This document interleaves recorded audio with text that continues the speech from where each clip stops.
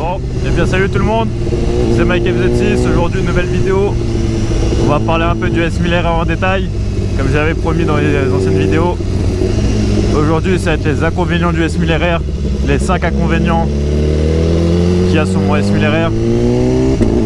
On va commencer tout de suite, hein. Premier inconvénient, bon, là on va devoir s'arrêter pour que je vous montre un peu tout ça. Premier inconvénient, c'est les finitions du S1000RR. Il y a certaines finitions qui mettent vraiment l'alarme à l'œil, hein. Surtout quand à l'époque la moto elle coûtait 16 000 €. Avoir des finitions comme ça, c'était quand même assez chaud, quoi. Là on va s'arrêter, je vais vous montrer ça. Mais ouais, sachant qu'à l'époque la moto elle coûtait 17 000 € à peu près. Quand tu vois les finitions qu'il y a dessus, bah, tu pètes un peu un câble. Là on va s'arrêter tranquillement pour vous montrer ça. On va se mettre par ici, tiens. Hop, personne. On va se caler, ouais, on va aller au fond. Alors, ici on jeune personne. Hop. Alors, quand je vous parle de finition douteuse sur le S1000RR, voilà, par exemple, hein, vraiment un petit exemple. Voilà. Rien que ça. Ça, ensuite, là vous pouvez voir la finition. Moi, je vais faire ça, hop. Là, la finition quand même, hein, c'est quelque chose, quoi. Là, pareil, il n'y a pas de cache, il y a tout qui est visible. Hop, vous voyez, tout qui est visible, hein. Là, pareil, hein. Vous voyez un peu les matériaux utilisés aussi, c'est pas ouf, quoi. Donc ça, c'était le premier point. Bon, on va enchaîner directement sur le deuxième point négatif aussi, hein. Alors, je trouve ça honteux. Franchement, c'est honteux de la part de BM d'avoir fait ce genre de choses. Dessus, il y a un amortisseur de direction. Ok, c'est bien. Mais c'est un amortisseur de direction qui est manuel. Qu'est-ce que j'entends par manuel? C'est qu'en gros, vous devez tourner le guidon pour le régler, hein. Là, on le voit en dessous. Bon, en fait, ça se règle à la main. J'ai enlevé le gant. Vous êtes obligé de régler votre amortisseur de direction à l'arrêt. Je sais pas si vous entendez l'écran, mais en gros, ouais, je trouve ça honteux. J'avais un GSX-R 600 avant de 2010, et lui, pourtant c'était un 2010, c'était un 600. Il y avait un amortisseur de direction qui était électronique, c'est-à-dire que au début, il était tout mou, et plus vous prenez de vitesse, bah, plus il va se durcir en fait. Alors que là, en fait, en gros, vous êtes obligé de le régler à l'avance. C'est-à-dire, ouais, je vais faire une petite balade et tout tranquille. Du coup, vous allez régler hyper souple. Par contre, si vous commencez à faire le con, et ben là ça va guidonner sévère. Moi c'est pour ça que je le mets toujours à fond. Comme ça au moins, bah, je peux rouler tranquille, hein. Bon, ça sera plus dur à tourner. Et au moins si je veux un peu arsouiller, bah, l'amortisseur de direction, bah, il est déjà prêt. Donc voilà, je trouve que c'est quand même honteux. Pareil par rapport au prix de la moto. 17 000 € à l'époque. Amortisseur de direction manuel, c'est honteux. Bon, ça me choque un peu moins. Ça me choque un peu moins parce qu'il y en avait quand même, il y a quand même des motos qui avaient ce système là aussi en hyper sportive. Mais bon, ça me fait quand même chier, hein, comparé à maintenant, ce qui se fait aujourd'hui, embrayage à câble. Enfin, je trouve ça assez... Pour le prix, c'est pareil, hein, c'est toujours par rapport au prix, hein. Mais ouais, par rapport au prix, c'est ouf quand même, quoi. Tu payes 17 000 €, mais pour des accessoires qui sont pas ouf non plus, quoi. Et ouais, bah, je trouve ça un peu honteux, quoi, mais bon. Pareil. Bah attendez, faut que j'aime la moto. Hop. On va rigoler aussi un peu. Les feux d'origine de chez BM, c'est pas ça, hein. Ce sont des ampoules jaunes dégueulasses. Pareil, hein, toujours par rapport au prix, hein. 17 000 €, t'as des ampoules jaunes dégueulasses. Et je trouve ça un peu ouf quand même. Bah du coup là ça a été changé, hein. Là c'est du LED. Mais bon quand même pour le prix quoi que ça coûtait à l'époque, je trouve ça ouf en fait. Bon après ils se sont rattrapés parce que le tout dernier S1000RR, le tout dernier maintenant pour 18 000 balles t'as quand même du LED et tout, quoi. Ils sont quand même bien rattrapés, mais bon à l'époque c'était chaud, quoi.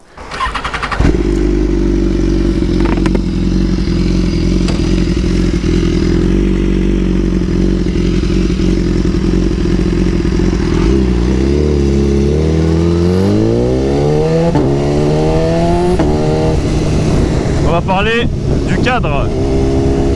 Le S1000 RR 2013 surtout, enfin 2012 à 2015 il me semble, est très réputé pour avoir un cadre qui te brûle les jambes.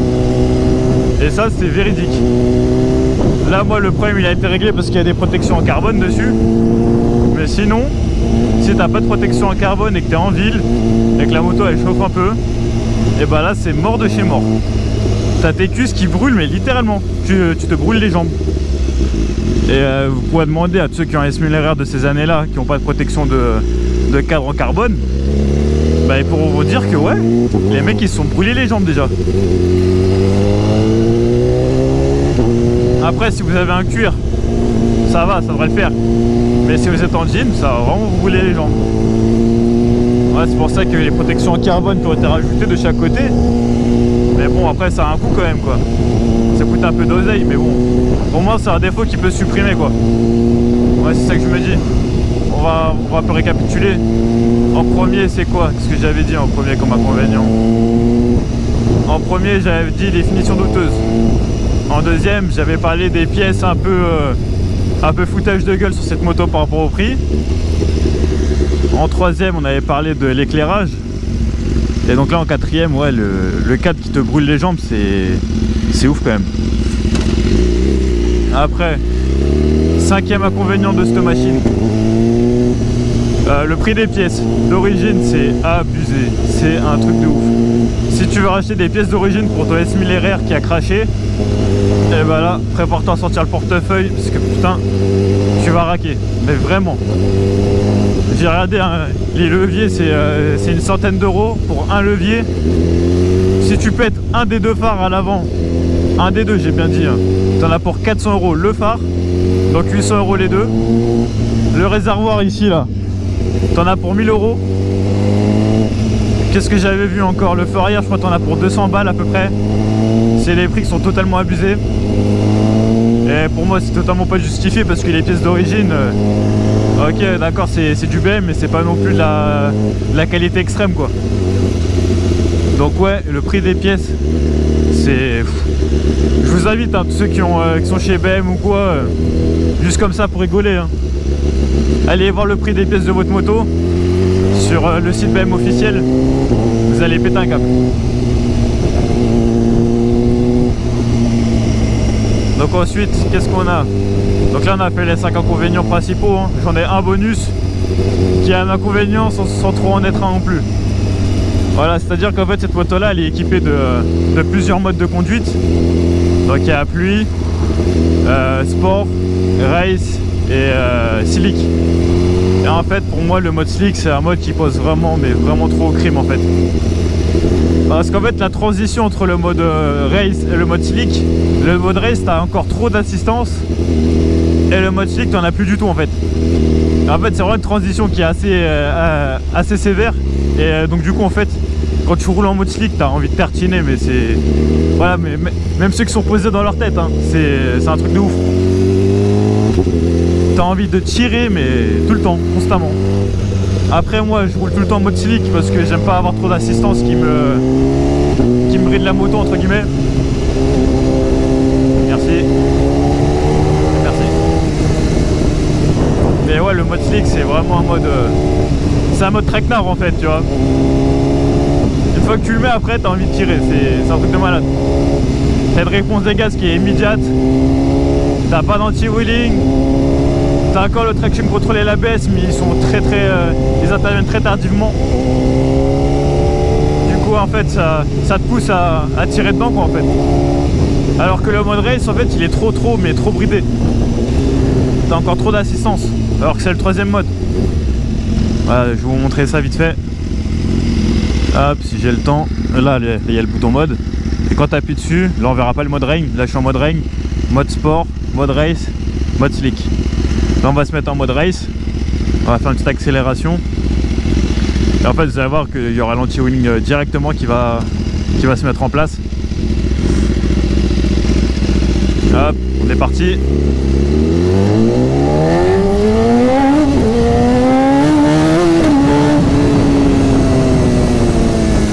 Voilà, vous voyez. En fait la moto elle va se lever un tout petit peu. Mais le traction, enfin non, c'est l'anti-wheeling. La moto va se lever un tout petit peu, mais l'anti-wheeling en fait ça va casser directement l'accélération.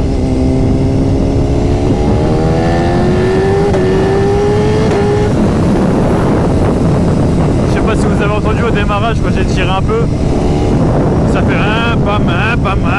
En fait c'est vraiment le moteur qui coupe. Parce que la moto se lève trop. Et ouais, ce qui est chiant aussi sur cette moto, c'est que pour passer d'un mode à l'autre, bah faut être à l'arrêt. Pareil, hein, je vais toujours comparer à mon GX 600 que j'avais avant. Le GX 600, bah tu pouvais changer les modes de conduite directement en roulant. Alors que là, bah t'es baisé, t'es obligé d'être à l'arrêt. Là par exemple, si je veux repasser en mode slick, là je vais le faire. Hop, bah je peux pas.